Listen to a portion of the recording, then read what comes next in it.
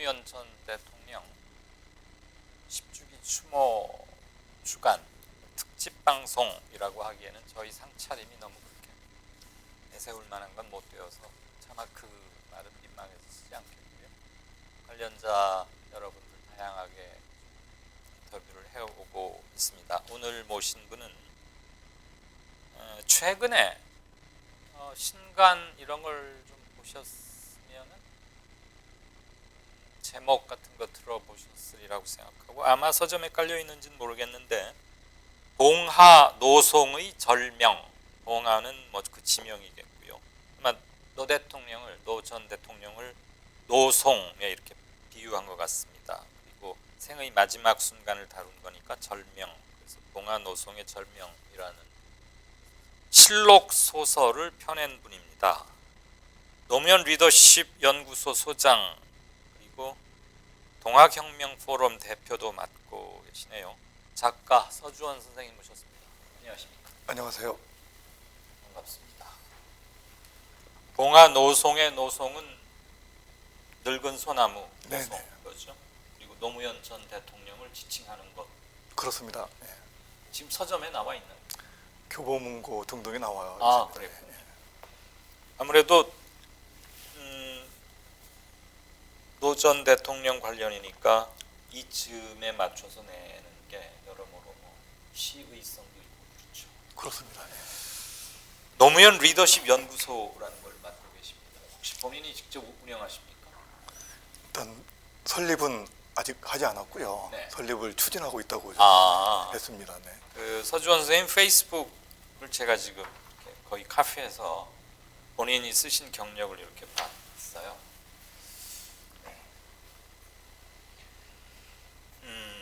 책 얘기는 이제 차차 자연스럽게 나올 거고요. 서주원 작가께 노무현 전 대통령에 대한 첫 번째 기억은 뭡니까? 가장 첫 번째 기억. 참여정부 시절인 2005년 12월쯤에 예. 참여정부 절반의 비망록이라는 책을 펴냅니다. 그 책 안에 보면은 8장에 네. 그 도덕 정치라는 타이틀로 해서 2003년 부안 반핵운동을 다루고 있습니다. 예. 제 고향이 이제 전라북도 부안인데 예. 2003년도 부안에서는 좀 큰 일이 벌어졌었죠. 그랬죠. 직후 이듬해에 벌어진 일들이니까. 그 과정에서 부안 분들은 제 고향이 전라북도 부안 위돈면인데 위돈면으로 들어가려고 했던 방패장, 방사성 폐기물 처리장을 만들기 위한 지금 경주 간 거죠. 네. 2003년도 5월쯤에 이제 시작이 됐습니다. 예. 그래서 2003년 7월쯤에 이제 좀 거세게 반발이 일어나는데 네. 그 과정에 이제 제가 앞에 섰습니다.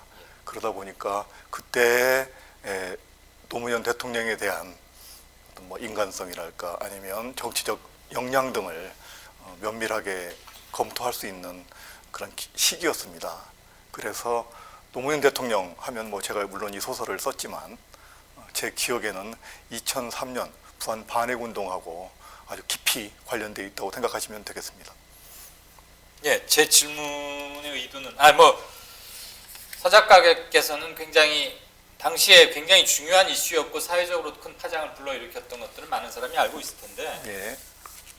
그것은 제가 알고 있기로는 국무총리실에서 물론 중요한 국책 사업이 있긴 하지만 행정 업무의 최종 컨트롤 타워는 국책 사업으로서 국무총리실에서 주관해서 진행을 했던 것 같고 대통령이 이것을 뭐 직접 지시를 하거나 지휘를 하거나 물론 제가는 받고 토론을 하겠죠. 네네. 제 질문을 드린 요지는 인간 노무현이건 정치인 노무현이건 어쨌거나 노무현이란 사람에 대한 첫 번째 기억이 뭐냐는 거였는데 그게 제일 큽니까? 그러면 그 부안 방패장 유치 반대 집회 투쟁에서의 노무현이 첫 번째 기억이란 말씀.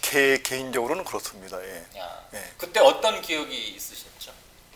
뭐 방송을 통해서 다 말씀을 드릴 수 없을 아니 생각하는데. 기억이라 그러니까 저는 그렇게 길 것 같진 않았어요. 예. 그러니까 누구나 개인적으로 예. 한 인물에 대한 기억을 한다면 예. 다 상의할 겁니다. 물론이죠. 그 가운데에서 개인적으로 제 입장에서는 예. 그렇다는 말씀을 지금 방금 드린 그러니까 거죠. 기억이 어떤 기억이냐고요, 제 말은.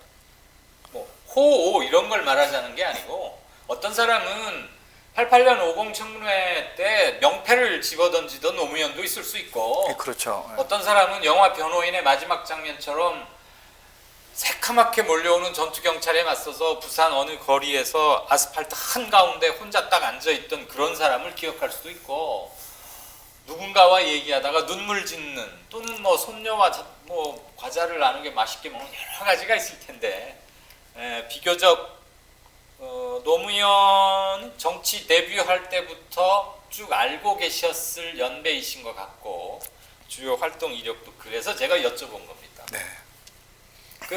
그러면 반핵주의자시 그런 입장이신 거죠? 지금 말씀하시고 싶었던 게. 그렇죠. 네. 그 당시로서. 예. 네. 당시에 그러면 노무현 전 대통령은 뭐 반핵주의자가 아니어서 기억을 한다 이런 건가요? 아니 저는 제 질문에 아직 제가 잘 스스로 납득이 안 돼서. 자, 2003년 7월 14일 경에 예. 당시 산자부 장관 예. 그리고 부안 군수 김종규 씨였나요? 예. 그때 산자부 장관이 이희범 아니면 윤진식 장관. 네. 전 윤진식 장관이. 예. 그날이 이제 산자부에 신청을 하니까 예. 당시 9시 뉴스에 네. 대통령님하고 부안 군수님하고 전화 연결을 통화를 합니다. 김종규 군수와 노무현 당시 대통령께서 통화를 했군요. 그 9시 뉴스에 나온 거죠. 네. 그러니까 뭐 요지는 이렇습니다. 국책 사업으로서 상당히 중요한 문제인데 이거를 부안군이 유치를 하겠다고 나섰다는 점에 대해서 좀 국정 최고 책임자로서. 격려나 또는 그밖에 뭐 격려 차원이겠죠. 고맙다고 할 수도 있겠고요. 그렇죠. 그 내용을 네. 방송 뉴스에 예. 직접 나오게 됩니다. 예. 아니, 저도 그 과정은 비교적 소상히 알고 제가 바로 그 직후에 이 업무의 핵심 부서인 산업자원부에서 일을 했습니다. 예. 그리고 부안 뭐 구럽도 등등등을 표류하면서 실패하다가 지금 결국 경주 방패장으로 선정되는 과정을 제가 명확히 알고 나중에 백서까지 제가 썼기 때문에 예. 그래서 아무튼 김군수와 노 대통령의 통화 뉴스 잘 알겠습니다. 아주 독특한 기억이십니다. 예, 그렇습니다. 제가 이 코너에 지금 나오시는 모든 분들께 이걸 꼭 여쭤봤거든요. 실록 소설이에요. 네. 실록이라 그러면 우리가 뭐 조선왕조 실록 이렇게 하듯이 철저히 팩트에 의거한 소설의 형태지만 작가적 상상력을 역사적 사실이나 팩트에서 크게 벗어나지 않는 이렇게들 이해하고들 있지요, 흔히. 그렇죠. 예. 맞습니다. 예. 잠깐. 그러면 책에 지금 고 노무현 대통령의 생애 마지막 하룻밤 그리고 서주원 실록 정치 소설이라고 되어 있는데 실록 소설이라는 형태로 소설을 쓰시게 된 동기를 여쭤보고 싶습니다. 방금 말씀하신 바와 같이 조선왕조 실록 있다고 쳤을 때 이 소설을 쓰는 데 있어서 특히 대통령님이다 보니까 어느 단어 하나 또 아니면 뭐 대화 이런 것들을 제 마음대로 할 수가 없었습니다. 그러다 보니 이분이 남기신 어록이나 이분과 관련된 많은 책자들을 다 검토해서 그 상황에 맞게 나름대로 이제 참고를 하거나 인용을 하다 보니 결국 실록적인 측면이 강했던 거고 또 문학 장르상 여러 장르가 있긴 하지만 그 가운데는 또 정치 소설 분야도 있고요. 역사 소설 분야도 있더라고요. 이런 것들을 종합적으로 판단을 해서 실록 정치 소설이라는 장르로 구분을 해서 출간하게 됐습니다. 그러면 원 자료나 당시 물론 뭐 10년 길어야 20년 이쪽 안쪽의 일들인데 그런 것을 원자료, 원문을 찾아서 대조하고 꼼꼼히 확인하고 그러시느라고 품을 많이 파셨겠네요, 아무래도. 그럴 수밖에 없었습니다. 예. 그러면 나라 기록관 뭐 이런 데도 많이 이용을 하고 혹시 그러셨나요? 이 소설을 준비한 건 상당히 오래됐는데 예. 4, 5년 전에 노무현 재단 관련된 네. 어른들을 좀 만나서 이런 소설을 쓰려고 준비를 해왔습니다. 네. 제목은 뭐 언제 정했고 네. 그 다음에 그 하룻밤은 어떤 작가가 먼 훗날 사극을 쓰던 뭐 영화로 만들던 한 번쯤 반드시 들여다보게 돼 있습니다. 그렇죠. 물론 저도 뭐 방송 작가이자 소설가로 이제 활동을 하면서 예. 왜 작가적인 욕심이 사실 없을까요? 예. 그렇다면 뭐 이분의 어떤 마지막 날 하룻밤은 작가로서 한번 선점을 해볼 필요도 있지 않겠느냐 예. 이런 생각을 하고 준비를 해왔습니다. 예. 그런 과정에서 노무현 재단 예. 관계자를 만나게 해주셨고 거기서 나는 이런 소설을 쓰겠다고 기획안을 가지고 제시를 했습니다. 예. 그때 그쪽에서의 대응은 뭐였냐면 책자가 이렇게 많이 있습니다. 그러니 관련된 서적을 좀 읽어보십시오라고 얘기를 들어서 나름대로 그 책을 또 낱낱이 준비를 해가지고 예. 그를 뭐 통독은 못하더라도 꼼꼼히 살피셨겠죠. 보면서 필요한 어떤 그 구절들을 좀 인용을 했던 게 사실입니다. 예. 이번 소설 간단히 내용을 좀 소개해 주실까요? 이게 지금 완간본이 아니고 저자 머릿말이나 신문 일부 기사들 보니까 총 3권으로 나올 예정인데 네, 지금 이분께서 서거하기 그 바로 전날 밤부터 동이 틀 무렵까지를 1권에서 담고 있다고 해요. 그러니까 매우 촘촘하게 이제 과거 회상이나 뭐도 들어가겠지만 서주원 이것을 집필하신 얼마나 많이 아시고 또 애착이 크시겠어요. 목동자인 셈일 텐데 작가의 입으로 이 소설을 개략적으로 좀 소개하신다면. 지금으로부터 10여 년 전인 오늘 네. 2009년 5월 22일이겠죠. 네. 이 시간쯤에 소설은 시작을 합니다. 그렇게 해서 하룻밤을 넘겨서 다음날 먼동이 틀 때까지 부엉이 바위에 오르시기까지의 과정들을 나름대로 소설로 엮으려고 추진을 해왔는데 예. 현재 1권은 그날 해질 무렵부터 밤 한 11시까지 그려진 거고요. 네. 그 다음에 이제 2권에 담으려고 하는 거는 11시 이후에 새벽 유언을 작성할 때까지 그 다음에 3권은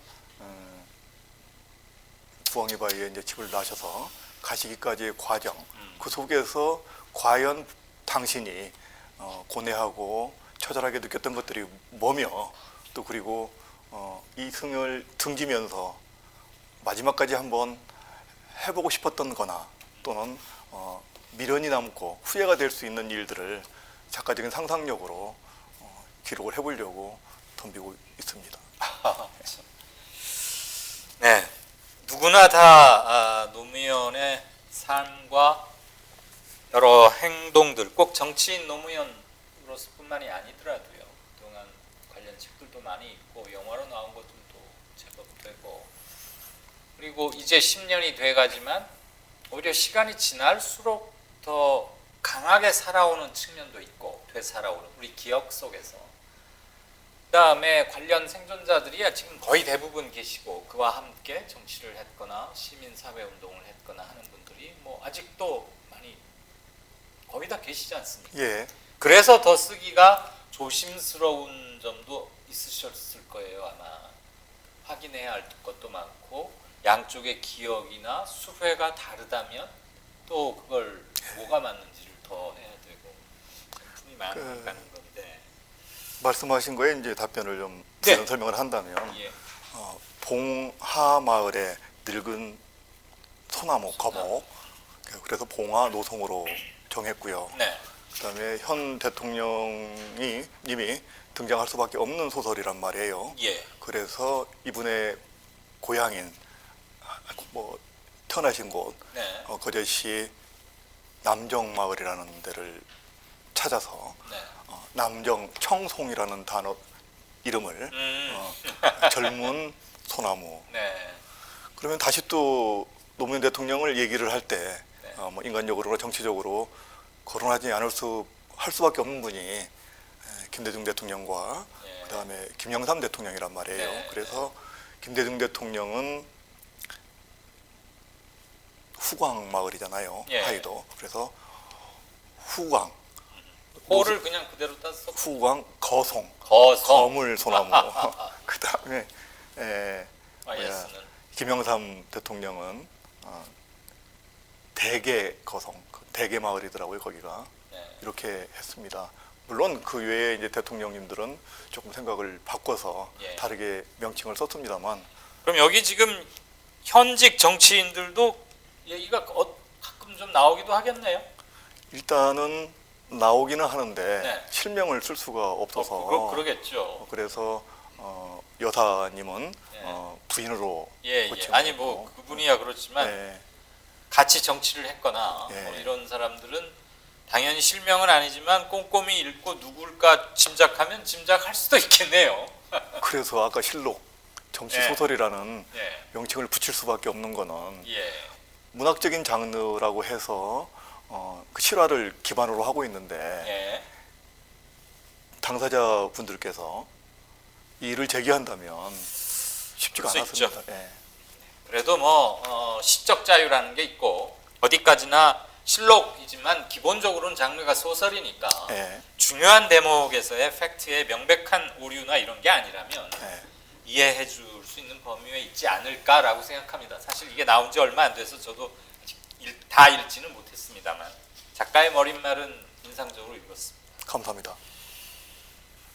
혹시 서 작가께서는 물론 이 책을 오랫동안 준비하시고 하니까 노 전 대통령, 인간 노무현에 대한